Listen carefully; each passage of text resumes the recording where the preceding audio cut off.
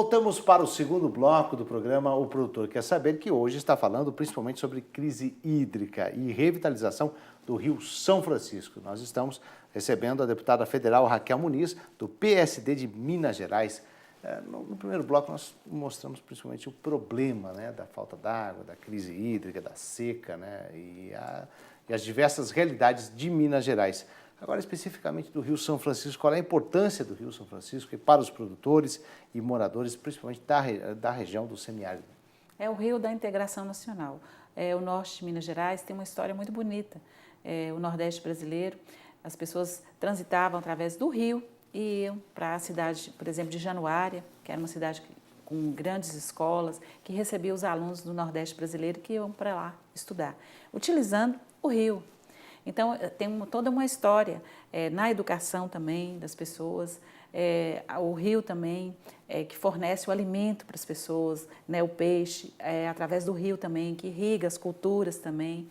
Então, as cidades ribeirinhas, elas conviveram, né? Até hoje a gente tem, por exemplo, em Pirapora, uma unidade da Marinha, quer dizer, a Marinha a gente pensa que às vezes cuida do mar, cuida dos nossos rios também. E eu tenho cobrado insistentemente também da Marinha para dar uma atenção especial para o nosso São Francisco. Então, tem toda uma simbologia, são as carrancas, né? As pessoas hoje estão falando que vão vestir de carranca para defender o São Francisco. Esse é o tema lá do Comitê da Bacia Hidrográfica do São Francisco. Falei que a minha próxima gravata também vai vir com a carranca para defender, já que tenho isso no peito, né? Essa defesa como sertaneja. E o rio já é motivo também de muitas músicas, né? Cantado em verso, em prosa, em música.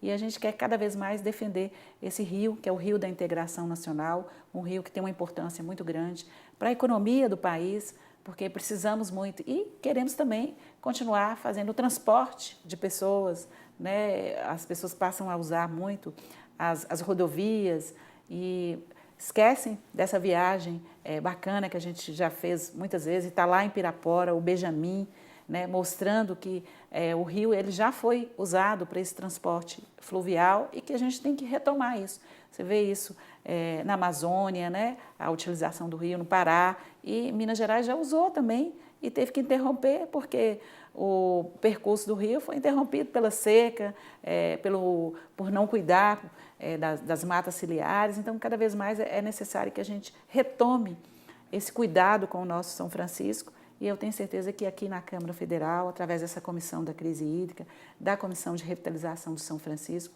a gente vai estar mostrando para o Brasil que é possível fazer novamente o rio se tornar trafegável, e a gente transportar as pessoas, mas transportar também as nossas riquezas. Agora, deputada, uma das consequências dessa crise hídrica, né, foi o endividamento de muitos produtores rurais. Essa semana, a senhora participou, né, de uma audiência pública sobre o tema. Como é que foi a reunião? Bom, há uma representação importante de vários deputados do Nordeste brasileiro. Eu estava lá representando Minas Gerais também, com a presença da presidência também do CNA, do Banco do Brasil, Banco do Nordeste, da Caixa Econômica Federal. E aqui, mais uma vez, eu lembro que o ministro Gilberto Tuó, que hoje é presidente da Caixa Econômica Federal, é um órgão importante e como ele teve toda essa experiência de acompanhar a transposição e a discussão da revitalização do São Francisco, eu tenho certeza também da sensibilidade dele para ajudar a gente a minimizar esse problema da seca.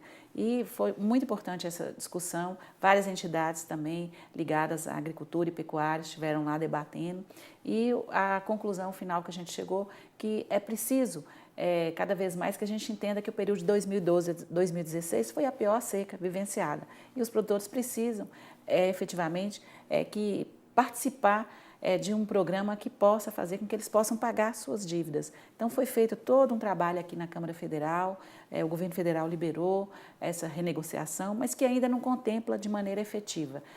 Há alguns quesitos necessários de adimplência, proíbem que o produtor rural possa ver sua dívida paga, né? Ninguém quer isenção, né? As pessoas são dignas, elas trabalham, produzem, mas passaram por uma seca muito severa e precisam ter essa renegociação.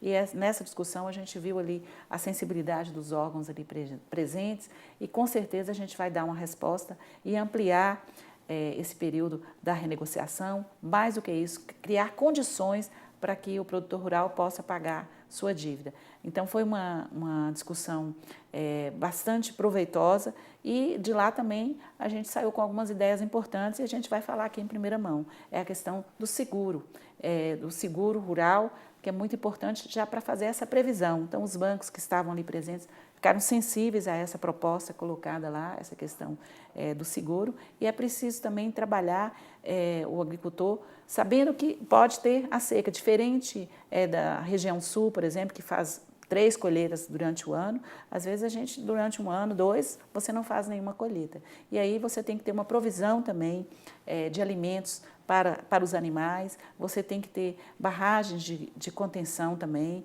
é preciso fazer todo um investimento também nas barragens já iniciadas para que elas terminem e sejam entregues às populações ribeirinhas. E eu tenho certeza que dessa comissão a gente sai com um resultado positivo, porque dali participaram pessoas que trabalham com o agronegócio e sabem das dificuldades que o agricultor vem sofrendo ao longo dos anos.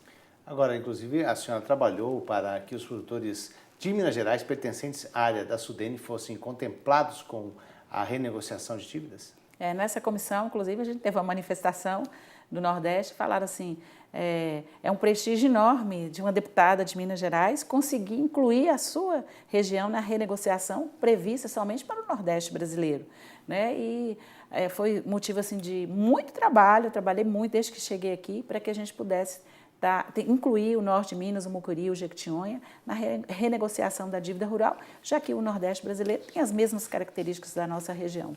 E eu entreguei isso, né, no início do meu mandato para os agricultores, essa possibilidade de fazer a renegociação, porque nós também participamos desse PIB importante, responsável na cidade, por exemplo, da Jaíba, grande produtor de alimentos, e várias partes do norte de Minas Gerais respondem isso.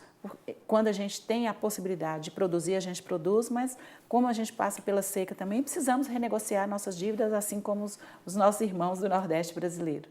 Tá certo. Agora vamos falar um pouco aí do trabalho no Congresso Nacional, né? Muita gente fala que CPI sempre acaba em pizza, né? Mas no caso da CPI do DPVAT, que a senhora participou, né, teve um excelente resultado para os brasileiros? O seguro DPVAT, né, nós conseguimos trabalhar essa questão, fui autora da CPI do DPVAT, abrimos a caixa preta do DPVAT e entregamos para o Brasil um presente no início do ano. Sensibilizamos o governo federal a partir das fraudes apontadas pela Justiça e pela Polícia, que era necessário mudar. Toda a diretoria da seguradora Líder foi mudada também em função disso, e aí conseguimos fazer uma pressão junto ao governo federal e entregar para o Brasil um seguro com 37% de redução.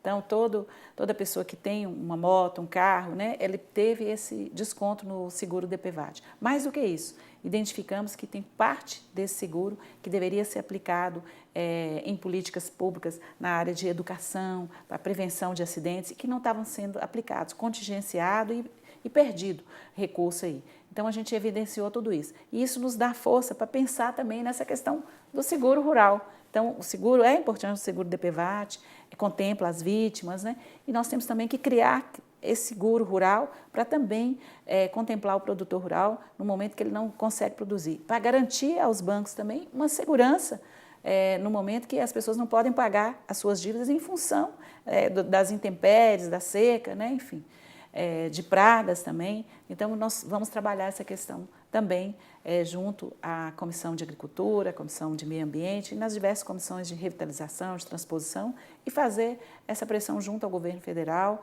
com o produtor rural que precisa tanto. Tá certo. Agora, a senhora tem um projeto importante, né, em relação ao Fundeb, né, o Fundo de Desenvolvimento da Educação Básica. É preciso tornar, então, o Fundeb uma política de Estado, ou seja, a longo prazo?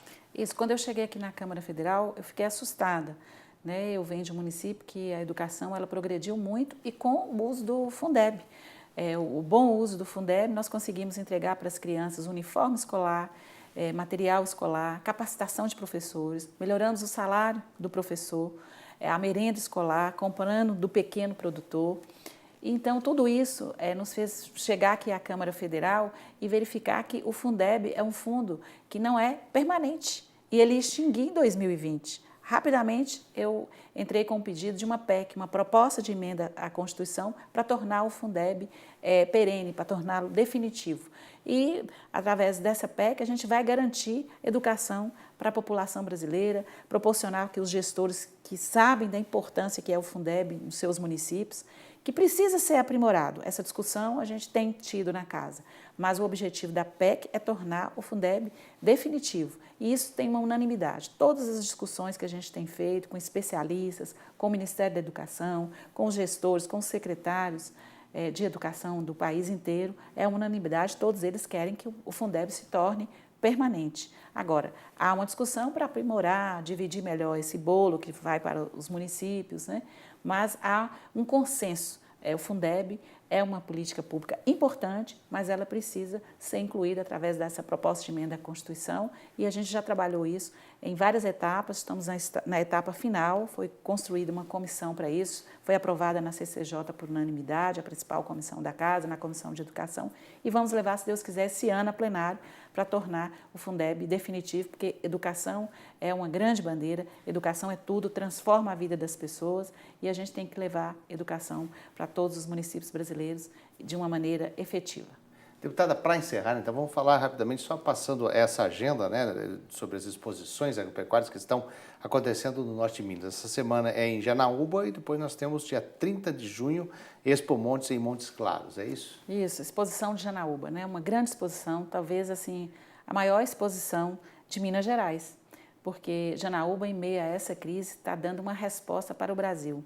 E a gente quer parabenizar aqui a presidência do Sindicato Rural, na pessoa do Zé Aparecido. Estivemos lá na abertura dessa importante exposição, os estandes maravilhosos, a participação dos agricultores, né, assim, festa também, shows, mas também ali fazendo parte dessa exposição lá, fortalecendo a economia da cidade de Janaúba, de Jaíba, de Nova Porteirinha, de Mato Verde, todas as cidades ali do norte de Minas que estão presentes ali com os estandes, sendo feitos grandes negócios e ainda dá tempo de participar dessa importante exposição de Janaúba e eu vou retornar lá também para participar, fui na abertura e vou continuar participando. E em Montes Claros, a Expo Montes, também uma exposição tradicional na minha cidade natal, Sindicato Rural, através do Ricardo Lauto, também a presidência da Sociedade Rural, a comunidade também participando, vão ser feitos grandes leilões, grandes negócios lá também, e a oportunidade também das pessoas estarem mostrando o produto localmente nos diversos estandes, as instituições financeiras também